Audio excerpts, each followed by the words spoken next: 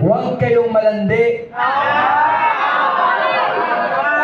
Nandito kayo para sa pangarap nyo na nangako kayo sa nanay at tatay nyo, sa anak nyo na kayo magpapayaman para mabigyan ng magandang buhay sila.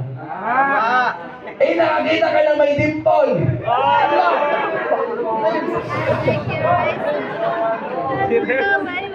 Kung nakakita ka ng pokoy na may dimple, pumatol ka. Tama eh.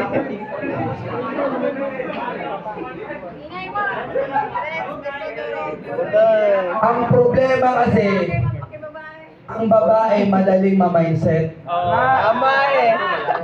Kayo naman, mga marketer na babae o reseller po tayo, dapat maging wise kayo.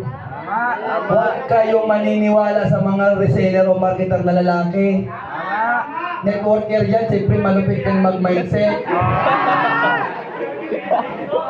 Ayusin nyo yung buhay nyo kasi babae kami mawawala sa'yo. Kung nawala man yan, okay lang, huwag mo nang dagdagan. Nawala ang first. Tawa-tawa. Kasi kawawa talaga kayo guys. Maniwala po kayo, ang babae kasi dapat focus lang kayo sa ginagawa natin sa taong ilibig. Karirin nyo to, mahalin nyo to. Mataas din dapat ang value nyo sa sarili nyo kasi para yung mangliligaw sa'yo, mayaman din. Kasi kung mayaman na babae, hindi niligawan na mahirap yan. Masarap. Iba pa rin pag babae ka at young age, naka-sports car ka, may click yung palda mo.